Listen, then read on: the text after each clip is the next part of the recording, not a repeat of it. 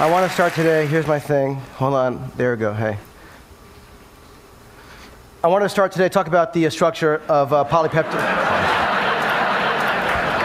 I get a lot of people asking me, in terms of Lost, you know, what the hell's that island? You know, it's usually followed by, no, seriously, what the hell's that island? Why so many mysteries? What is it about mystery that I seem to be drawn to? And I was thinking about this, what to talk about at TED, when I talked to the kind rep from TED, and I said, listen, you know, what should I talk about? He said, don't worry about it, just be profound. And I took enormous comfort in that, so thank you if you're here. I was trying to think, what do I talk about? It's a good question. Why do I do so much stuff that involves mystery? And I started trying to figure it out. And I started thinking about, well, why do I do any of what I do? And I started thinking about my grandfather. I loved my grandfather. Harry Kelvin was his name, my mother's father. He died in 1986. He was an amazing guy. And one of the reasons he was amazing, after World War II, he began an electronics company that he started selling surplus parts, kits to schools and stuff. So he had this incredible curiosity. As a kid, I saw him come over to me with radios and telephones and all sorts of things, and he'd open them up. He'd unscrew them and reveal the inner workings, which many of us, I'm sure, take for granted, but it's an amazing gift to give a kid, to open up this thing and show how it works and why it works and what it is. He was the ultimate deconstructor in many ways. And my grandfather was this kind of guy who would not only take things apart, but he got me interested in all sorts of different odd crafts, like you know, printing, like the letterpress. I'm obsessed with printing. I'm obsessed with silk screening and bookbinding and box making. And when I was a kid, I was always like taking apart boxes and stuff. And last night in the hotel, I took apart the Kleenex box. I was just looking at it, and I'm telling you, it's a beautiful thing, I swear to God. I mean, when you look at the box and you sort of see how it works, Reeves is here, and I met him years ago at a book fair. He does pop-up books, and I'm obsessed with like engineering of paper, but like the scoring of it, the printing of it, where the thing gets glued, you know, the registration marks for the ink. I just love boxes. My grandfather was sort of the guy who, you know, kind of got me into all sorts of these things. He would also supply me with tools. He was this amazing encourager, this patron sort of, to make stuff. And he got me a Super 8 camera when I was 10 years old. And in 1976, that was sort of an anomaly to be a 10-year-old kid that had access to a camera. And, you know, he was so generous. I couldn't believe it. He wasn't doing it entirely without some manipulation. I mean, I would call him and I'd be like, listen, Grandpa, I really need this camera. You don't understand. This is like, I want to make movies. I'll get invited to TED one day. This is like... And, you know, and my grandmother was the greatest, because she'd be like, you know, she'd get on the phone, and she'd be like, Harry, it's better than the drugs. He should be doing this. She was fantastic. So I found myself getting this stuff, thanks to her assist, and suddenly, you know, I had a synthesizer when I was 14 years old, this kind of stuff, and it let me make things, which to me was sort of the dream. He sort of humored my obsessions with other things too, like magic. The thing is, we'd go to this magic store in New York City called Lou Tannen's Magic. It was this great magic store. It was a crappy little building in Midtown, but you'd be in the elevator would open, there'd be this little small magic store, you'd be in the magic store, and it was a magical place. So I got all these sort of magic tricks.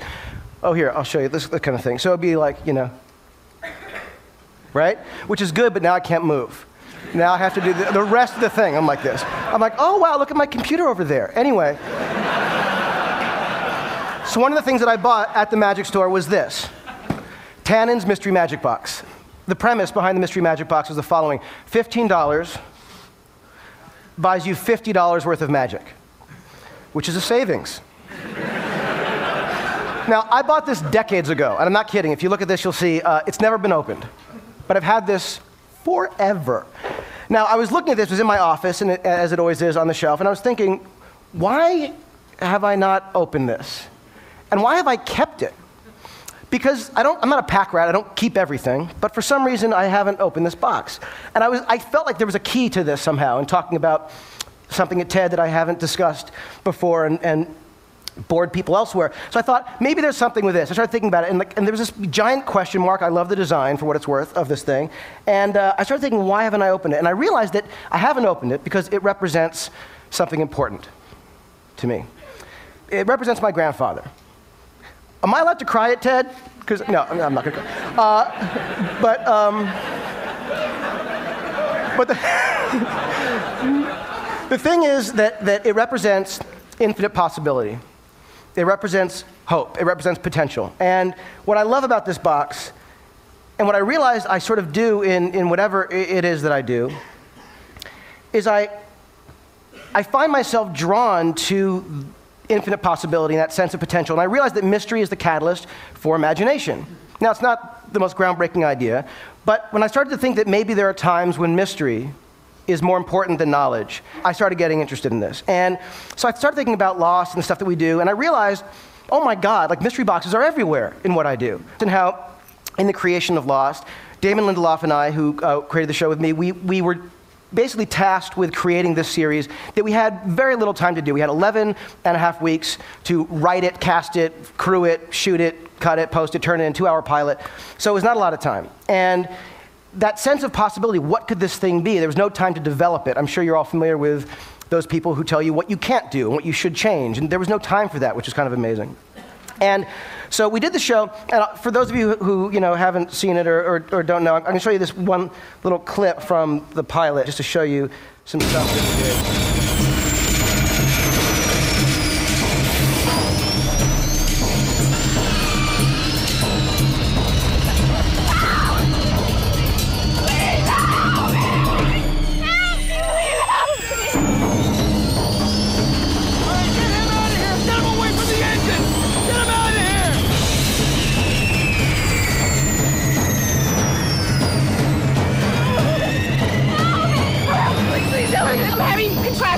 How many months pregnant are you? I'm nearly 8 months. And how far apart are they coming? I don't know. A few just happened.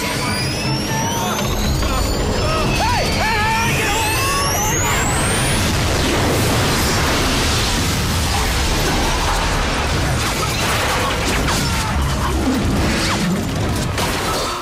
Now, 10 years ago, if we wanted to do that, we'd have to kill a stuntman. We'd actually...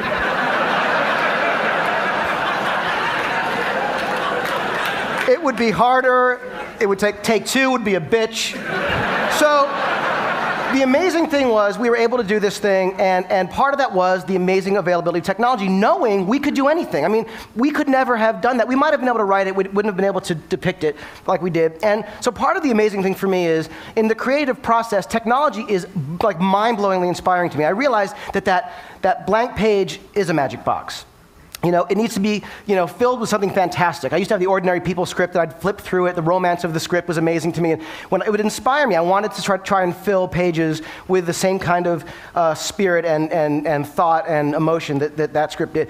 So that is, I love Apple computers. I'm obsessed. So the Apple computer, like the PowerBook, this computer, right, like it challenges me. It basically says, what are you going to write worthy of me? Like I feel this, I'm compelled. And I often am like, dude, today I'm out. I got nothing. So there's that. In terms of the content of it, you look at stories, you think, well, what are stories but mystery boxes? There's a fundamental question. In TV, the first act is called the teaser. It's literally the teaser. It's the big question. So you're drawn into it. Then, of course, there's another question, and it goes on and on and on. I mean, look at like Star Wars. You got the droids. They meet the mysterious woman. Who's that? We don't know. Mystery box. Then you meet Luke Skywalker. He gets the droid. You see the holographic image. You learn, oh, it's a message. She wants to, find Obi-Wan Kenobi. He's her only hope. But who the hell is Obi-Wan Kenobi? Mystery box. So then you go and he meets Ben Kenobi. Ben Kenobi's uncle is Obi-Wan Kenobi. Holy shit, So it keeps it. Have you guys not seen that? It's huge. Anyway, so there's this thing with mystery boxes that I started feeling like compelled. Then there's a thing of like mystery in terms of imagination. The withholding of information. Doing that intentionally is much more engaging, whether it's like the shark in Jaws. If Spielberg's mechanical shark Bruce had worked, it would not have been remotely as scary. You would have seen it too much. In Alien, they never really showed the alien, terrifying. Even in a movie like like a romantic comedy, The Graduate, they're having that date, remember, and they're in the car, and it's loud, and so they put the top up, and they're in there. You don't hear anything they're saying. You can't hear a word, but it's the most romantic date ever, and you love it because you don't hear it. So to me, there's that. And then finally, there's this idea, and stretching the sort of paradigm a little bit, but the idea of the mystery box, meaning what you think you're getting, than what you're really getting. And it's true in so many movies and stories. I mean, you look at E.T., for example. E.T. is this, unbelievable movie about what? It's about an alien who meets a kid, right? Well, it's not. E.T. is about divorce. E.T. is about a heartbroken, divorced, crippled family, and ultimately this kid who can't find his way. Die Hard, right? Crazy, great, fun, action-adventure movie in a building. It's about a guy who's on the verge of divorce. He's like showing up to LA, tail between his legs. There are great scenes, maybe not the most amazing dramatic scenes in the history of time, but pretty great scenes. There's a half an hour of investment in character before you get to the stuff that you're expecting. When you look at a movie like Jaws, the scene that you expect, we have the screen, these are the kind of scenes that you remember and expect from Jaws. And she's being eaten, there's a shark. The thing about Jaws is it's really about a guy who is sort of dealing with his place in the world, with his masculinity, with his family, how he's gonna, make it work in this new town. This is one of my favorite scenes ever, and this is a scene that you wouldn't necessarily think of when you think of Jaws, but it's an amazing scene.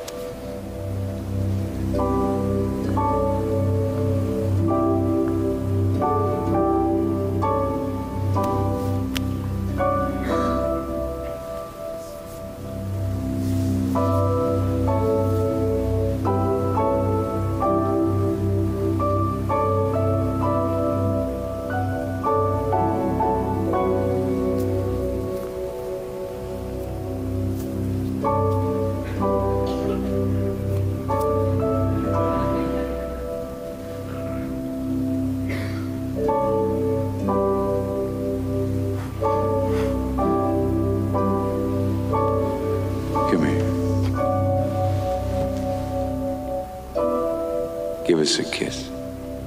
Why? Because I need it.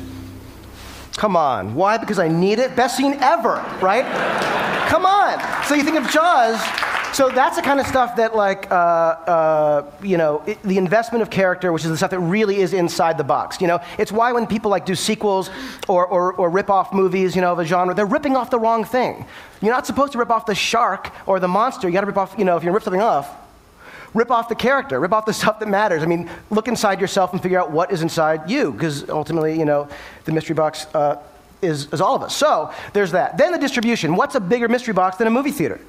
You go to the theater, you're just so excited to see anything. The moment the lights go down is often the best part, and you're full of that amazing, that feeling of excited anticipation. And often the movie is there and it's going, and then something happens, you go, oh, and then something else, and then, now when it's a great movie, you're along for the ride because you're willing to give yourself to it. So to me, whether it's that, whether it's, a TV, an iPod, computer, cell phone.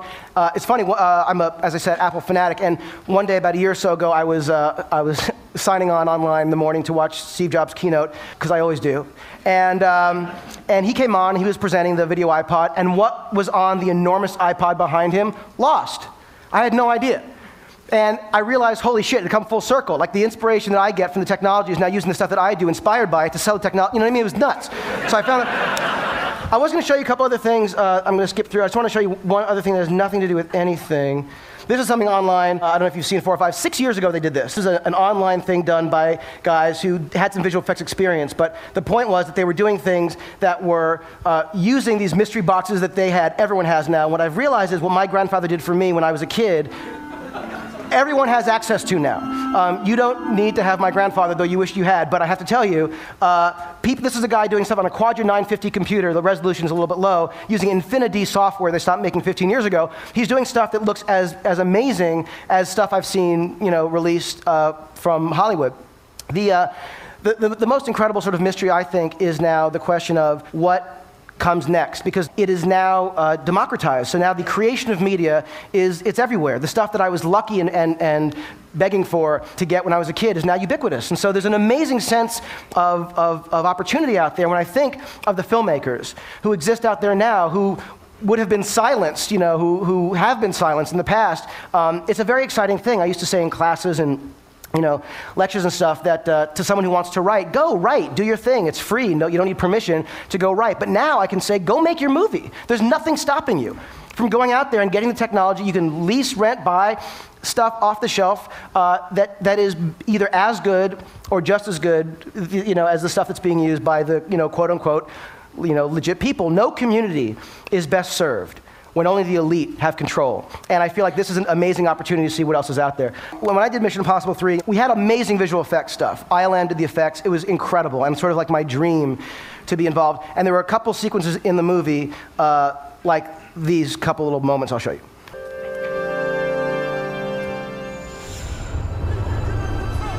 There's that.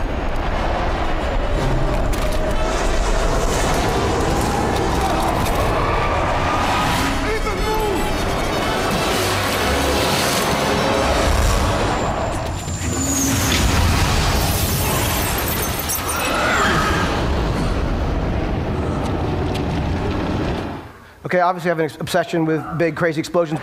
So my favorite visual effect in the movie is the one I'm about to show you. And it's a scene in which Tom's character wakes up, he's drowsy, he's crazy, out of it, and a guy wakes up and he shoves this gun in his nose and shoots this little capsule into his brain that he's going to use later to kill him, as bad guys do.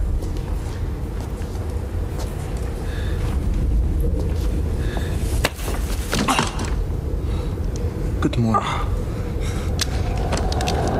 Okay, now, when we shot that scene, we were there doing it. The actor who had the gun, English actor, Eddie Marsan, sweetheart, great guy. He kept taking the gun and putting it into Tom's nose, and it was like it was hurting Tom's nose. And I learned this very early on in my career: don't hurt Tom's nose. There are 3 things you don't want to do. Number 2 is don't hurt Tom's nose. So Eddie has this gun, and he's the greatest guy, and he's like this really sweet English guy. He's like, I'm sorry, I don't want to hurt, I'm like, we have to make this look good. And I realized that we had to do something because it wasn't working just as it was. And I literally thought back to what I would have done using the Super 8 camera that my grandfather got me sitting in that room, and I realized that hand didn't have to be Eddie Marsan's. It could be Tom's. And Tom would know just how hard to push the gun. He wouldn't hurt himself. So we took his hand and we painted it to look a little bit more like Eddie's. We put it in Eddie's sleeve. And so the hand that you see, I'll show you again, that's not Eddie's hand, that's Tom's. So Tom's playing 2 roles. And he didn't ask for any more money. So here, watch it again. There he is, he's waking up, drowsy, been through a lot. Good morning. Tom's hand, Tom's hand, Tom's hand. Anyway, so. Thanks. So you don't need the greatest technology to do things that can work in movies, and the mystery box, in honor of my grandfather, stays closed. Thank you.